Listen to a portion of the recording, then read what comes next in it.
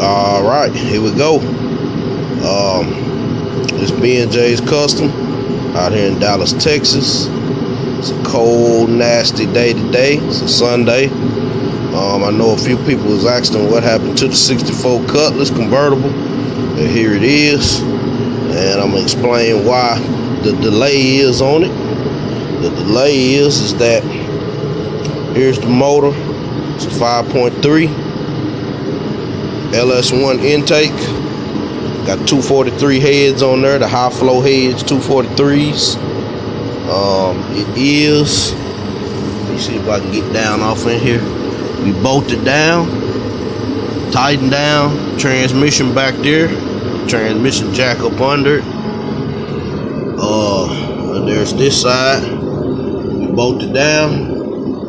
What ended up happening with this car, like I said, I'm kind of doing this video for the owner.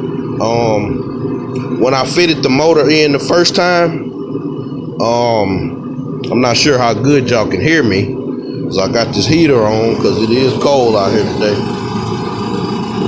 But when I fitted this engine in the first time, I fitted the engine in by itself. I didn't have the transmission yet. So when I fitted the engine in by itself, I put it in where, I kind of guesstimated where I thought it should go and leave some room for the transmission. But what actually ended up happening was, since this car is a floor shift car, when I actually put the transmission in, the transmission was hitting on the floor shift because it comes out right in the middle of the transmission tongue. So what ended up happening was I couldn't jack the transmission up all the way. So what I ended up having to do was I ended up having to move this motor forward about an inch forward on each side of the mount. As you can see, you can easily see the transmission right back here. So when I did it, I didn't have the transmission, so I couldn't fit it exactly perfect how it was supposed to be. But I got ahead of myself, and I tried to go ahead and fit it like it was, and I ended up messing myself up. So I started this engine without the transmission on it, but now I had to go back and mount this transmission on, and I found that out, later on while I was doing it. So I ended up having to move these mounts. Matter of fact, let me go back. I ended up having to change these mounts and go with some Transdap mounts. Let me see if I got the box. The box is right here. Got these from Summit. There's some Transdap. Let's see. There they go, right there. These some Transdap swap mounts. There's the part number. I got these at Summit. Don't worry about the car and what it say it go for. You make it go for whatever you need it to go for. But there they are. These mounts right here are made to put any motor in any car you need. Don't matter what kind of car. Don't matter what kind of motor. Well, it do matter the motor. But I was able to use these and put these in there, and they work perfectly. But there they are, Transdap engine swap mounts right here. Because the mounts I had on there, let's see if I can find it right here, were the clamshell mounts. And what these are is trunk clamshell mounts, and they ended up being too tall for this car and the transmission to fit in there. So I ended up having to take these off and put the other mounts on there. So like I said, this car right here is a 64 Cutlass convertible. This car is kind of a unicorn. I haven't seen anybody swap a car like this, so I couldn't just call anybody and get some information on what to do and what not to do. It's kind of a trial and error type of deal. I ended up, like I said, I had to pull the motor back out, pull everything off, start back over. And this is the finished product. So we should be ready to roll forward. Right now, it's mounted in, it's sitting level like I like it. The transmission is up under there. Let me see if I can get down here and show you. Oh my God. There's the transmission up under there.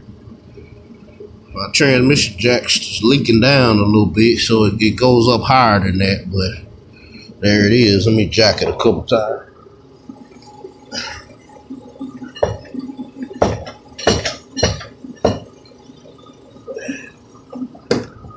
So there it is.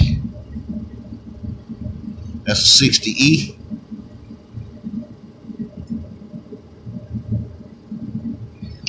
Yeah, so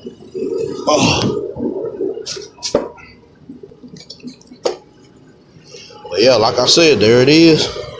It's in there, installed. It's looking good. I also have headers. There's some long tube headers that I ordered. I'm gonna be trying to fit these on there. I hope by me moving them an inch forward, it didn't bother anything. It also has the hole right here where you can put the O2 sensor in it.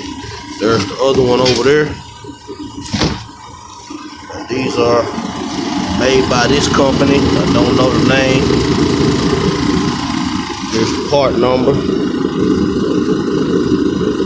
But these long tube headers right here will add horsepower to your car. The shorties not so much, but the long tubes will.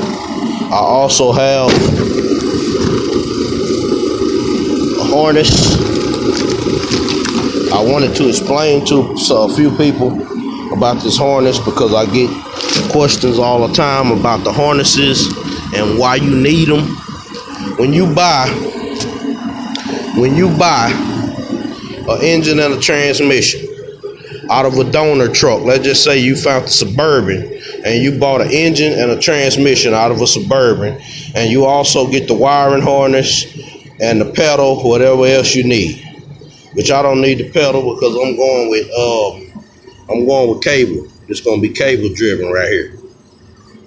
So, but this, a lot of people wire those harnesses up to make those harnesses work. But I don't do that. This is what I do right here. I order these harnesses. You can get these through PSI, Spirit Tech. There's a lot of places out here who sell these harnesses. What this is it plugs into the computer right here, and made onto the harness, it has its own fuse and relay box. Then you have your stuff for your gauges right here. All this stuff work your gauges on the inside. If you're going with a Dakota gauge or something like that, you just hook these wires up to the Dakota gauge and it'll read through the computer and back to the gauges. It also comes with an OBD2 port right here. You can just plug it in at AutoZone, or if you got a scan tool yourself, you can scan it and see what's going on with it. But this harness is cut down. It also has a garment on it where you can cut a 2-inch hole and run this inside the car, and then put this garment on the outside to keep the weather out. But this harness, what it actually is it's a cut down version of a factory harness that goes on the motor. It's really sleek. It's really sleek. And what it is it takes all those wires out that you don't need and leaves the wires that you do need. It looks a lot better. It's a lot cleaner and it's a lot safer. Keep your car from burning down. A lot of people have power issues with their cars because they have homemade harnesses, and this harness here won't do that. It won't do that because it's fused and relayed already. So I just kind of wanted to explain the importance of having a made harness. These harnesses right here, I also sell these. I sell these for $500 to $450 depending on what type you're trying to get. Get at me in my contacts. I'm gonna leave it on the video. That way you can, if you want to get one, I have several different kinds. It normally takes about 2 weeks for me to get it and get it to you. But I do have those. Oh man, my heater cut off. I need to add some kerosene to it, but again, that's the harness, and those are the reasons why you need it. Especially if you're gonna be running other stuff like systems and other stuff in your car, you need to separate that power and keep that power for the engine draws from the car on its own circuit. So I thought I'd just explain that, but this whole video was about the 64 Cutlass, but here it is. I'm ready to get started putting it together so I can get it running and get it up out of here. I also have, like I say, it's a nasty day outside. I really don't want to go out there, but I'm going to try to show you from here and zoom in. I got the 71 Chevelle. I got it up on stands over here. I got it. I started pulling the engine. I got everything loose on the engine. All I need to do is pull the motor mounts out and hook up the engine hoist. I'll probably pull this car out when the sun is out and it's a better day. Pull this car out and bring this car in so I can pull this engine. But all I have to do is pull the 2 motor mounts and then pull the hood off and then snatch this engine up out of this car right here. The owner's gonna come pick it up and take it to get the bottom soundproof. So I was just kind of giving y'all an update, but like I say, it's a nasty day out here in Dallas. Like I always say, like, subscribe, comment, ask questions, whatever you want to do.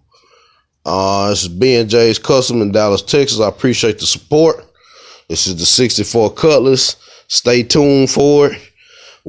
2 weeks, we should be running and testing, out driving it. Just stay tuned, and it's on the way.